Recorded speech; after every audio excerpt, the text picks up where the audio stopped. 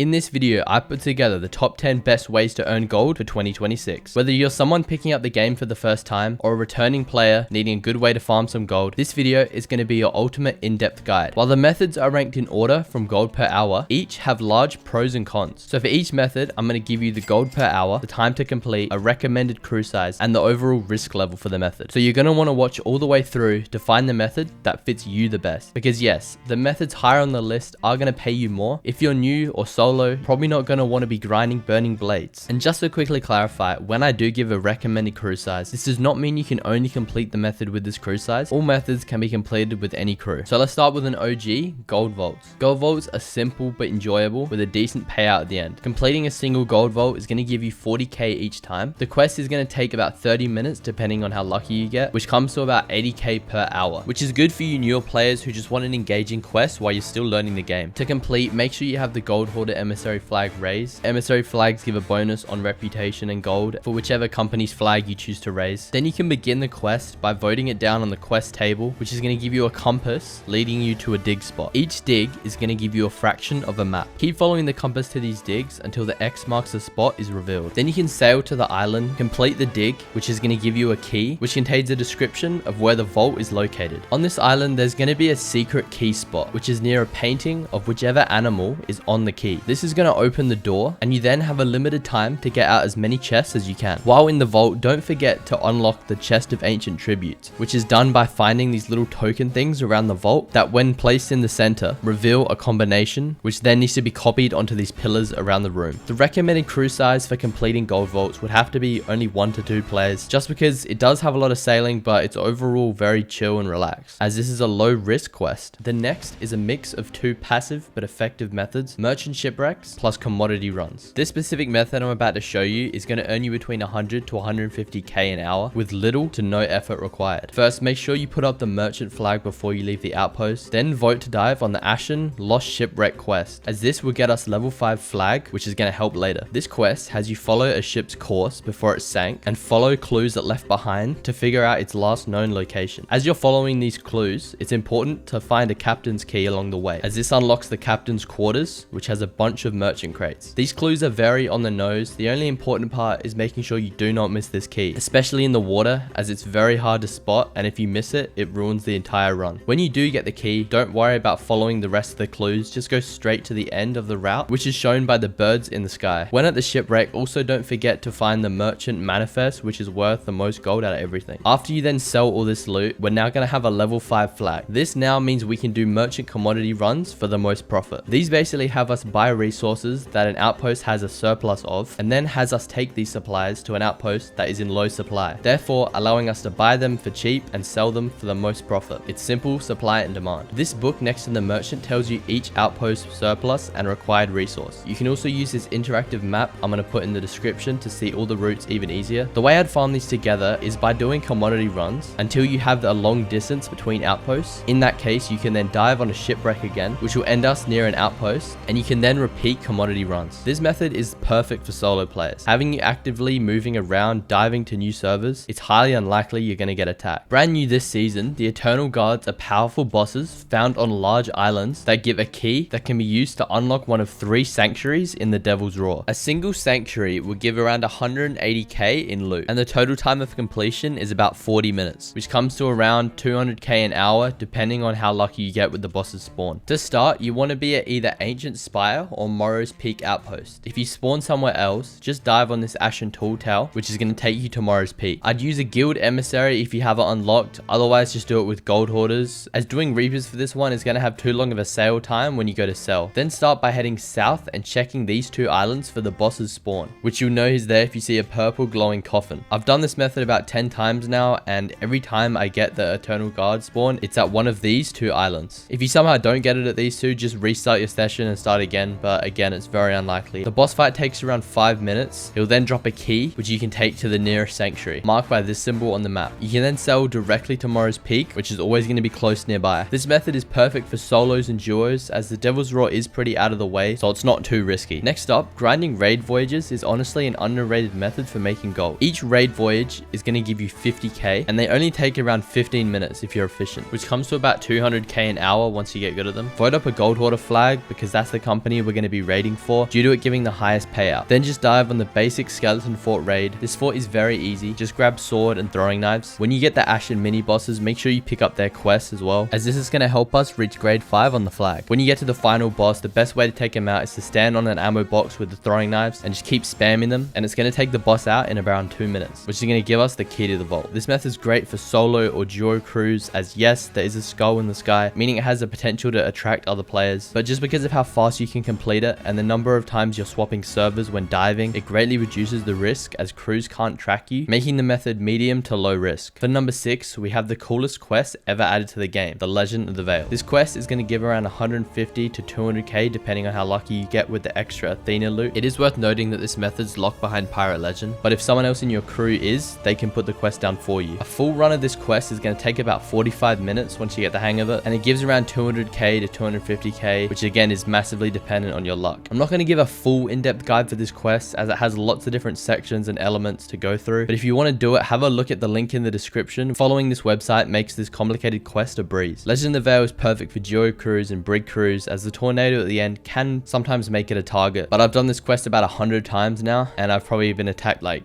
10 times total, so it's very medium to low risk. And now taking us into the top 5 is one of the best casual methods to earn gold in the game, which is combining sea forts and encampments. Doing this method is going to give 250 to 300k depending on how efficient you are. Put up the Reaper's flag for the most profit. In the background footage I use a guild flag, which gives slightly less bonus but means you can sell at an outpost, so it's really up to you. If you didn't spawn at plunder, dive on this tall tail, as this is where we need to be to start the method. Then head to this first encampment shown here just south of plunder, shown with the fire and smoke coming out the top. These forts are really easy, just like the brazier in the middle, and then on these 3 pillars it's going to show you signs you need to find in the sky and then connect the dots. After this, a few skellies are going to spawn and then a boss at the end. To make killing the boss faster, save all the kegs you get from the skeletons along the way, then place them here in the middle. Then when the boss spawns, you can just snipe the kegs and it'll one-shot him. The doors will now open and you can now grab the orb and bring it back to your boat. Now head to the closest sea fort shown here on the map. Sea forts are really simple, just defeat waves of phantoms while searching for a hidden key in a cabinet or crate somewhere on the fort that's going to unlock some bonus loot. After a while of defeating waves, a boss will spawn that when defeated gives the key to the final vault on the lower level. After you unlock the vault, just place the loot out here on this ledge. Don't mess around trying to put it on this little platform here, as it looks easier but it's kind of just awkward to harpoon the loot when putting it out here is basically the same distance. Now that you've finished this fort, head over to this sea fort over here and repeat the exact same process. Now that you've finished the second sea fort, you can now head back to that first encampment, as by now it's been refreshed and can be completed again. And then you just repeat the whole process all over again. Keep completing this 3 island run as many times as you want until you're ready to sell. I'd recommend this method for duo or brig crews, as it can be risky depending on how long you decide to repeat and farm for. If you're only going to do it once though, you can probably pull it off solo, as it is far south on the map, which is out the way, making it a little bit less risky. This next method seems kind of on the nose, but the payout is just too good to not quickly go through it, and this is stacking world events as a level 5 Reaper. This method can be very fluctuated in price depending on which events you get, but it can easily earn you between 300 to 400k if you know the best world events to target. To start, I definitely find a server that has a high paying world event, such as the Fort of Fortune, which is shown as a red skull in the sky. This event alone gets you around 300k and guarantees a level 5 flag. Now with this method, it's really up to you and how confident you are, because if you want the max gold per hour, you should avoid selling as much as possible and leave it for the end of your session, or at least wait until you're near Reapers to sell, because if you sell after each world event you complete, it is safer, but it takes a lot of time. But it's your choice if you want to sell after each one, depending on how confident you are at defending your loot. Even if you get a weaker event like the basic skull fort, I'd still complete it anyways, but it's fast and probably faster than diving over and over looking for the world event you want, like if you just wanted to target Fort of Fortunes, because world events like the Fort of Fortune are the best, but they can be hard to find. Unless you get the Burning Blade though, then I'd definitely swap servers, as that event is its own method on this list and takes a lot of time. Overall, this method is pretty risky as you're completing the events meant to be targeted by the whole server, so I'd be surprised if you don't run into someone along the way. This is recommended for brigs and galleons, basically any crew that's confident in PvP, as active sailing around the map plus being at hotspots makes this the highest PvP risk on the list. And again, I do know this method is obvious, but the profit's too good, I couldn't skip it. Finally, taking us to the top 3 is probably the most obnoxious addition the game has ever seen, the Burning Blade. This world event is very different compared to the others, as it's completely in the player's control how much profit they want from it. Captaining the Burning Blade can earn you around 250 to 400k an hour, depending on your crew's size and skill. To begin, you need to find a server that has an active active burning blade that isn't already taken by another player. Keep leaving and rejoining servers until you see this beacon in the sky or this marker on the map. If the boat shows numbers underneath, this means another crew is already captaining the ship, so you're gonna have to find another one. Once you get one, don't worry about raising a flag, as the burning blade has a built-in Reaper flag. You are gonna need to buy some more supplies, especially cannonballs, as to captain the boat, you are gonna need to defeat it first. Aim for lower deck holes, and it won't take too long though. Now you can abandon your boat and vote to captain the burning blade, which is found in the captain's quarters. From here, check the map for the closest encampment, again shown by this little symbol on the map. When at an encampment, this is going to be the exact same as before for the sea fort method, except now there won't be any skeletons at the end, making them slightly faster to complete. You also don't have to grab the orb. All you gotta do is activate it, and the boat's gonna absorb the orb's energy or some shit. Completing each encampment increases the boat's value, meaning the more encampments you complete, the more you're gonna get when returning the boat back to Reaper's hideout at the end of the session. Each encampment adds 65k gold to the boat's value when selling with a level 5 flag at the end, and it takes 4 encampments to get us this level 5 flag. So when you're doing this method, I definitely use this as a base amount, completing 4 encampments. As for the average player, this should take about 45 minutes, depending if you get interrupted by other crews or not. And then if you're feeling confident, you can push this by a few more encampments. The recommended crew size for this quest has to be brig or galleon, as the ship does come with skeletons to help you out, but they only really cover shooting and repairs. Steering, sail adjustment, and bucketing are all on the players, so you're gonna need a large crew to operate this boat properly. Overall, this method is definitely rated hard difficulty, but that payout at the end makes it worth. Another new addition that came out in phase 2 of season 18 is the Molten Fortress. Doing this a single time is going to give 550k in gold, making it easily the highest single completion quest or fort the game has ever seen. Setup time does take a while though, so for a single completion on a good run where you don't get run up on by other boats, it is going to take about an hour to an hour 30, again depending how lucky you get with other players, coming to around 360 to 550k gold per hour. This is a huge range, but this is because of the event being a high target right now, so chances are you're going to run into some crews, which is going to slow down the time to complete. But on a perfect run without interruptions, this shouldn't take more than an hour, but it's unlikely you're going to get that lucky. To start, we need a level 5 flag of any emissary to get the fort's key. The best option for both profit and best way to level up the flag is to do it with Reapers. There are several ways to get a level 5 Reaper flag, but the two I'd recommend are by completing sea forts or by competing in Hourglass. If you're less experienced in PvP, I'd definitely go with completing sea forts, as it only takes 3 sea forts to reach level 5. However, if you're more confident in PvP, winning only 2 Hourglass fights is going to get you that level 5 flag. So now you just have to head to Reapers, lower the Hourglass if you chose that method, and you can claim the quest to get the key. And this quest is going to have you defeat another Eternal Guard, the exact same as the one for the Sanctuary method. Defeat the boss, grab the key, and head straight to the Molten Fort. The fort itself is nothing special. It just has multiple of the same bosses you've seen 20 times before. So just use the throwing knives and you'll be set. The fort itself takes around 20 minutes, and I can't stress enough how important it is to check the horizon, as people know how much value is in this fort. And also don't miss the Orb of the Banished, as it sells for 50k in gold and 125k with level 5 Reaper. This method is very long and risky, so you're going to want a good crew. So the recommended crew would have to be brig or galley, as you're going to want a strong crew to defend the fort. And this method definitely has to go under hard difficulty. And yes, yet again, for number 1, we have the Fort of the Damned. This method is just really too good to beat, and it's probably going to be the number 1 for a while, unless it gets a heavy nerf. Grinding Fort of the Damned is going to give you 500 to 600k per hour, and each fort takes around 15 minutes if you know the best way to take out the boss. To start, raise the Reaper flag and then dive on the Skull of Destiny quest. The Skull of Destiny is the skull we're going to use to start the fort, as it has all of the lights required built into it, and it can then be placed on the skelly in the middle to begin the fort. Retrieve as many skulls as forts you want to complete, as you need exactly 1 skull to start a fort. 2 forts is going to get us level 5 on our Reaper flag, so 2 skulls is going to be our base amount. To get these skulls even faster, after you dig up the first one, vote the quest up again, but this time vote to sail, not dive, and then keep cancelling and starting it up again until the dig is at the island you're already at, which is shown by the compass shaking. Then with all the skulls, head to the Fort of the Dam, light the lights, and place the skull to begin. Each skeletons have a different color lantern you need to activate it. You can get these lights from either the skull or they're found in the main fort room. Hold up the lantern and then you can damage the skeletons. You are going to have to kill the boss the normal way the first run, but for all the other forts after the first one, you're going to be able to skip the boss fight altogether. After you've completed the first fort, put all the loot here to be harpooned at the end, except for the kegs. You're going to want to save all the kegs from the vault and place them on this barrel here. Placing them on this specific barrel means when you start the next fort and the vault door closes again, the kegs don't despawn, meaning when it's time to fight the boss, all you have to do is light a keg in the middle and the power of all those kegs below are gonna one-shot the boss instantly. So put the kegs here after every fort you complete, as you can do it every single fort after the first one, and doing this basically halves the time to complete for each fort. Then when you're done, you can easily harpoon the loot from this spot, head over to Reapers, which is like only an island away, and you're done. Thank you for watching all the way to the end. You're a real one. If you have any problems with any of the methods or any general questions, leave them below. I try to answer as many as I can. And if you want to see the 50 best Sea of Thieves tips right now, click this video on screen.